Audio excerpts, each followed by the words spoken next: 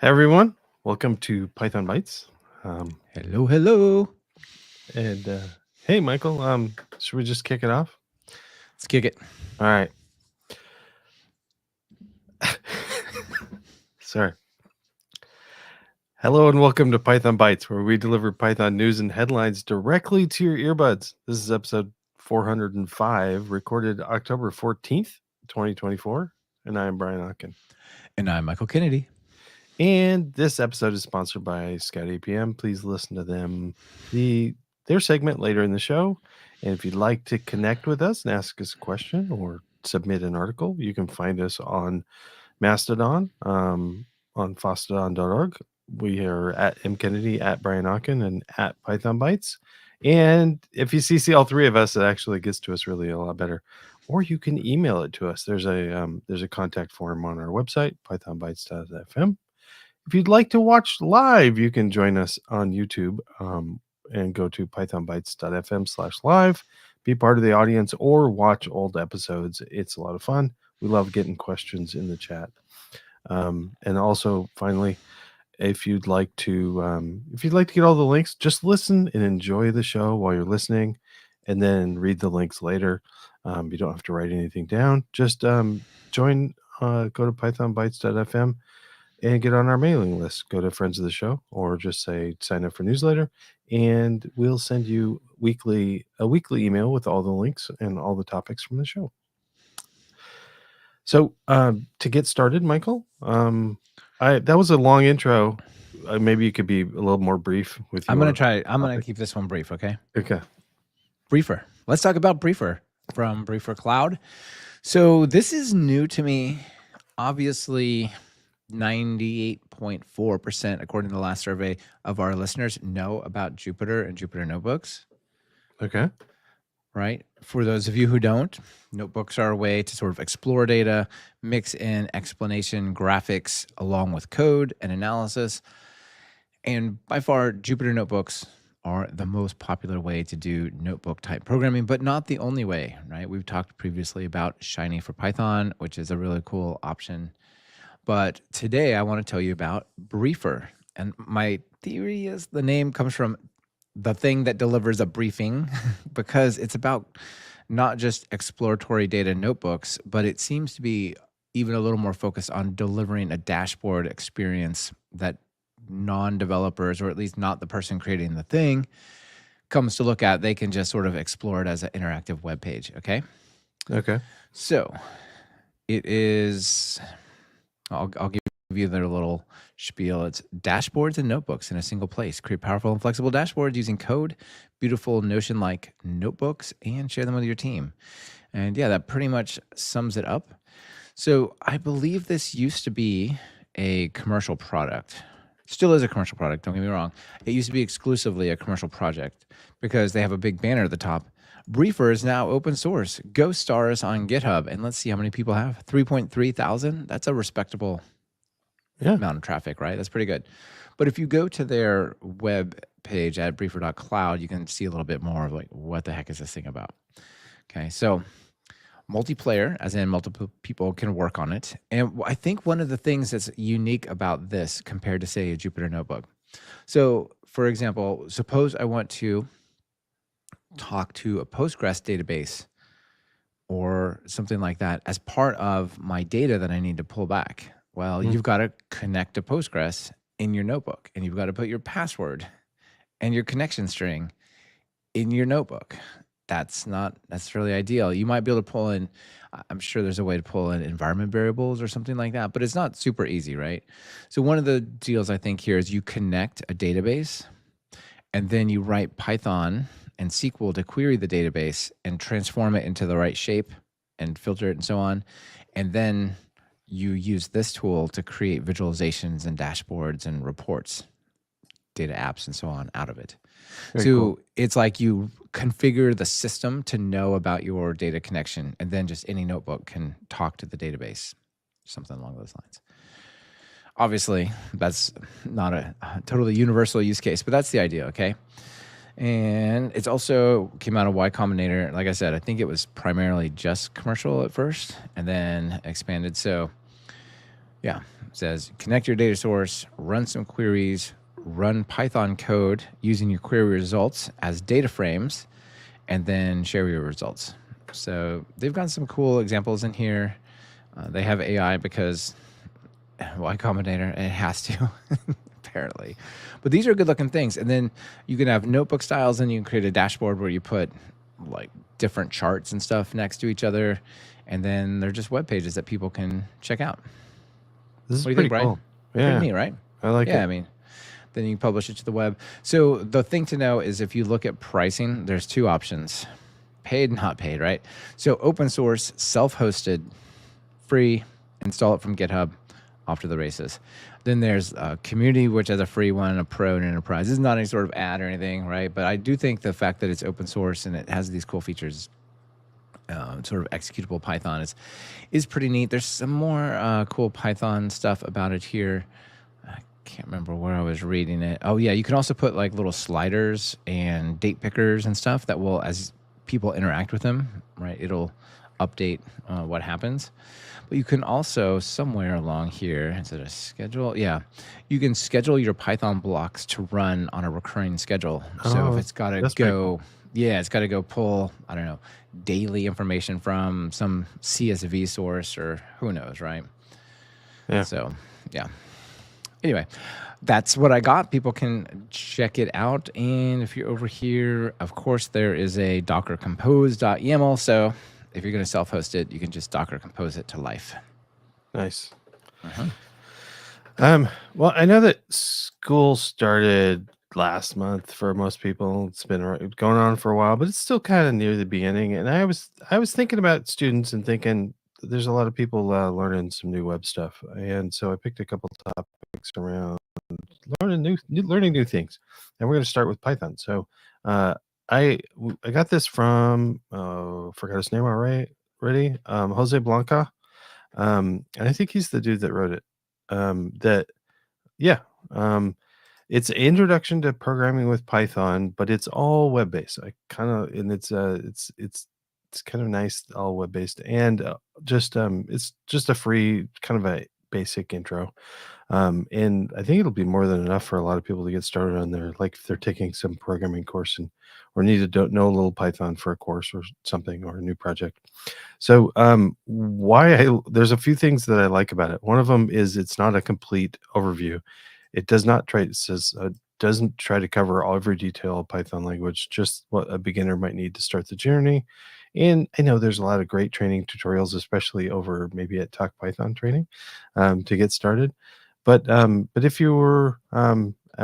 all you got is no money and a web connection, I think this is maybe something to check out. I want to point out a couple other features. Uh, it's running. If we scroll to the bottom, it's running Corto, which I think we've covered this Corto publishing system. I That believe that we have. Yeah, that comes from the Shiny folks as well. Some people that make Shiny for Python that I mentioned okay. before. Well, it's based on that with a Corto Live extension that allows Python to run in the browser using Pyodide. Um, and and at the bottom we can see a GitHub link. So this whole thing is open source. That's the kind of thing that is intriguing to me. The whole project's open source. So if you want to, if you wanted to have an internal training for your company or for your own, like, individual teachers wanted to customize this for your own class, you could, fork this and do your own thing, which is, I kind of love that. And I wanted to, I was curious about, what it's running. So I went over and I looked at the Hello World. So if we go to Hello World, there's is the first time you get to actually play with the code, and there's these, like, because it's Pyodide. You're reading about Python, and then there's these little code run blocks, and you can just run stuff. But and then you can start it over and do it again. But you can also just blop some new stuff in there. So I just blopped import sys print sys version to see what Python version it was running. And it's running 3.12.1. Um, I guess I would have been surprised if it was already running 3.13. But 3.12.1's a bit. I kind of expected something a little newer than that. Anyway, it's still pretty. It's better than 3.8, everybody. But yeah, 3.12.1, not bad. So just to be able to just sort of run a few things. So what all has it got in it? Let's if we go to the intro, there's a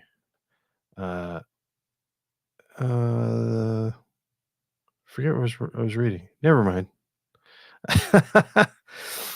It just Python's used everywhere. We love Python, and if some of the courses are out of reach for you, or if you'd like to have something to on the go, this might be something to look for. Or especially the real thing I was thinking is people like teachers trying to customize their own introduction or different things that they're trying to teach using Pyodide. This is a good example. It's all Yeah. on If you don't want GitHub. to start with, let's begin with what a virtual environment is and your path and that kind of stuff. Yeah, well, that and also just if you'd like to write your own like online tutorial book for a particular topic that you're covering, like I was thinking seeing if I could do some of this stuff for testing concepts. That'd be kind of fun. Yeah. Because I'll tell you, I know some folks that do research and work with teachers, like middle school teacher type folks, and they were choosing some kind of programming language to work with their students, and they decided they're like, oh, we should use R because R will install on Chromebooks more easily than Python. By the way, I sent a message. No, that's actually you can install them both. However, if you're using iPads for school or Chromebooks, your web browser works just fine, right? yeah, with something It's like a really this, good option. Yeah, exactly. or a lot of other new platforms, and these are so we'll see more of this stuff coming along, I think. So it's good. We absolutely will. Very cool. Now, before we move on, let's talk about Scout. Let me tell you real quick about Scout APM. They're big supporters of Python Bytes, so we appreciate that very much. So if you are tired of spending hours trying to find the root cause of issues impacting your performance, then you owe it to yourself to check out Scout APM. They're a leading Python application performance monitoring tool, APM, that helps you identify and solve performance abnormalities faster and easier. Scout APM ties bottlenecks such as memory leaks, slow database queries, background jobs, and the dreaded N+1 queries that you can end up if you do lazy loading in your ORM, and then you say, oh no, why is it so slow? Why are you doing 200 database queries for what should be one? So you can find out things like that. And it links it back directly to source code, so you can spend less time in the debugger and tailing logs and just finding the problems and moving on. And you'll love it because it's built for developers by developers. It makes it easy to get set up. Seriously, you can do it in less than 4 minutes. So that's awesome. And the best part is the pricing is straightforward. You only pay for the data that you use with no hidden overage fees or per seat pricing. And I just learned this, Brian. They provide the pro version for free to all open source projects. So if you're an open source maintainer and you want to have Scout APM for that project, just shoot them a message or something on their pricing page about that. So you can start your free trial and get instant insights today. Visit pythonbytes.fm/scout. The link is in your podcast player show notes as well. And please use that link. Don't just search for them, because otherwise they don't think you came from us, and then they'd stop supporting the show. So please use our link, pythonbytes.fm/scout. Check them out. It really supports the show. All right, on to the next one, huh? Yeah. So remember I talked about trying to be more efficient on pypi.org, and not just, especially under Docker and containers, not just blasting it every time like, hey, my requirements or my pyproject.toml or whatever results in 200 dependencies downloaded. And let's start fresh every time I do a build to run a PR test or something along those lines, right? And I wrote that article on my website that talked about several different things. How do you install Python using UV? How can you set up caching both for pip and for UV to make that better? And we both said, well, GitHub is probably the most, probably the worst of all of these things. Like, And I think you even mentioned that. Wouldn't it be awesome if GitHub would actually just realize, oh, you're getting something from PyPI out of CI. Let's just give you the one we got like the other 500,000 times today or whatever, right? Yeah. So all of those statements remain true and valid, and I definitely encourage people to check that out because I feel like we could just do a lot better and not just destroy PyPI in terms of traffic and financial bandwidth. But what I wanted to bring up was someone in the audience, I think it was Henry Schreiner, but I'm not 100% sure, pointed out that there's this thing called SetupUv. I'd never heard of it. Mostly I don't do much with CI, GitHub CI, that kind of things. Personally, it's just, I don't know, it just doesn't fit into my life. It's not a requirement that I got to do a lot. So I just don't play with GitHub Actions that much. But this is a GitHub action. If you go to the thing, the repo I'm linking to, it says, use this GitHub action with your project. Click here. But the idea is it will set up a GitHub action workflow for both installing a specific version of UV, managing the UV version, and managing the caching of all the things it downloads. Isn't that cool? Oh, that's very cool. Yeah, exactly. So it says it will install a version of UV and add it to your path. Thank you. That's handy. Cache the installed version of UV to speed up consecutive runs on self-hosted runners. That's kind of nice. It'll potentially optionally persist the UV cache in the GitHub Actions cache. That's what I'm talking about, where you can get it to say the second time your CI runs, if it's still the same requirements, both. This is good on PyPI, I mean, gentle and kind to PyPI, but it also means that it's faster. You don't have, if there's some kind of source distribution that has to do an install or something like that, you know, some of these dependencies are slow to install if they got to compile, but once they're cached, they're super fast. So this will make your PRs and all of your CI just run faster. So I think that's great. And then there's some other checks, but you can come down and basically specify a particular version. You can pin it to a, what is that, a minor version, like a 0.3, whatever latest. You can have checksums, and you can even set up caching with your GitHub Actions. So that's about all I know about this. But I know people who do a lot with GitHub Actions will probably be able to take this and run with it. And I'm with Rhett. Rhett Turnbull says I haven't tried UV yet, primarily because I didn't want to mess with uploading GitHub Actions. This will be very handy. I have been using UV, but I haven't added it to any of my GitHub Action other projects. So yeah, I'm definitely going to check this out. Awesome. Cool. Hey, Rhett, I'm glad to hear you like it. Okay. The last topic I've got is I was thinking again on the people kind of starting things new, maybe possibly students, is learning some HTML, and especially I was this is nice. I wanted to highlight HTML4people.com, and it's nice. It's just sort of an online book, and I just noticed that the phone on the there's a great image on the front. The phone on the desk is at the time is 4:04. Nice. I think that's funny. Although they should have made it 2:00 for 200. Okay. I mean, you want to start out on a positive note.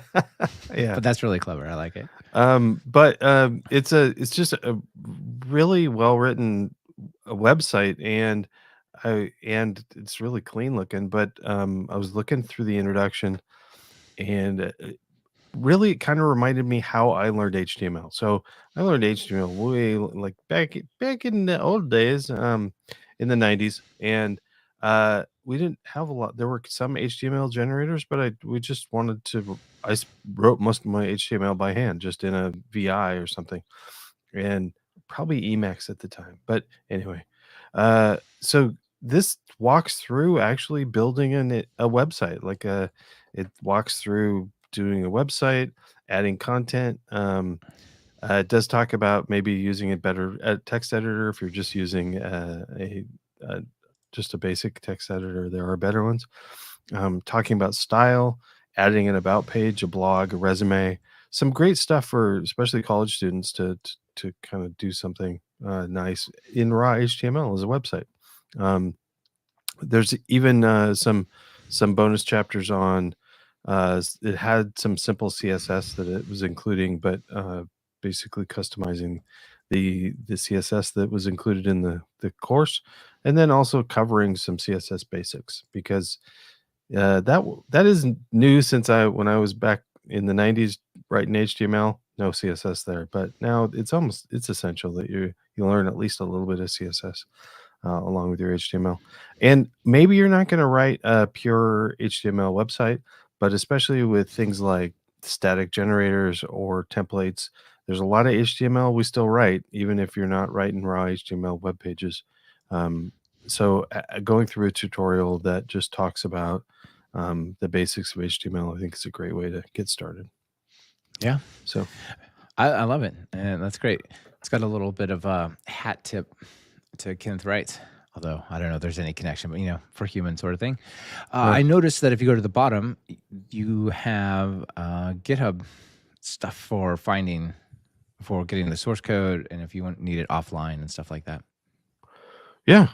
Oh, cool. That's neat. And it's so it's got a Creative Commons license. Oh, interesting. Yeah. Non-commercial. Attribution, non-commercial, share alike 4.0 international license. That's one of the longer Creative Commons license I've seen, but very nice. Yeah. Cool. CC by NC SA 4.0. I'll have to look at that one. I don't exactly know what all that is. Yeah. Yeah. Anyway. I love it. That's a good one. Extras. I don't have any extras. Do you have any extras?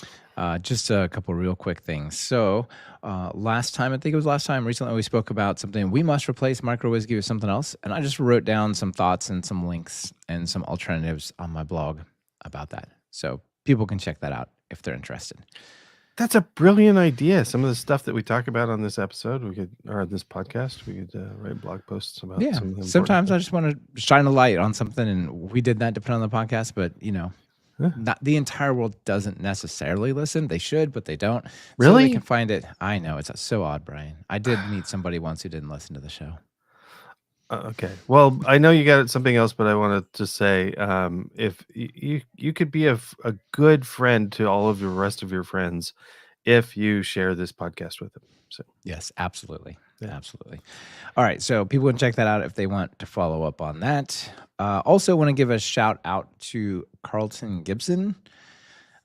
He's one of the co-hosts for Django Chat, but that's not why I'm shouting him out. I am because he created an extension for Django unique user email. So by default, the Django user model, I believe, requires you to have a username in addition to your email. And it's the username that's unique, not the email that's unique, which is kind of weird. Anyway, Carlton fixed it. So there, I fixed it. And he created this login by email with your default user model for Django by making auth.user.email, the database deal, unique with a key constraint. So anyway, not a whole lot to add to that, but it's got steps on how to install it as a Django app and make it go. But I think this kind of feels like it should have been there all the time. So well done. Seems required, but certainly does. You know what else is required? What? A joke. Yes. Let's do it. Now, this one is kind of a choose your own joke. I didn't pick ahead, but what I found is a source of many jokes that I can foresee coming at some point here, Brian. Okay. I found the practical dev on GitHub has created an O'Reilly full res covers for a whole bunch of O'Reillys. You know what these are, right? Yeah, they're like fake O'Reilly books. Exactly. So let's check out the ignoring deprecation warnings one, see what that one's like. So maybe they'll just go away on their own. It's a sleeping cat that says ignore deprecation warnings. Nice. What do you think? That was pretty good, right? I like it. Yeah. Plus I like cats. I do. Cats are nice. Here, I'll see if I can find. What about this one? This one says... Is that a camel, I think? Does it run? Just leave it alone. Writing code that nobody else can read. The definitive guide. Oh, really? Oh, funny. Yeah. And the the definitive Perl book had a camel on the front. Right. Let's see. I'll find. Oh, how about the big regex by trial and error one? If I click this button, it doesn't give me the full view. Nope. Okay, so this one is combining slashes and dots until a thing happens. Expert regex by trial and error with a very curious giraffe peeking around the corner. Adding slashes and dots, yeah. Until something happens. All right, well, that's what I got for you. Yeah. You all can poke around in there. Maybe we'll come back some other time in the future and grab a few more good ones. Buzzword, buzzword first. I mean, that's buzzword first development, fashion forward development, buzzwords first design. I love it. That reminds me of design by, or is it resume driven design? Yeah, that's it. There you go. That's right. So nice. Well, good jokes and good talking with you. And yes, as always. Talk to you later. Yeah. See you later. Bye, everyone.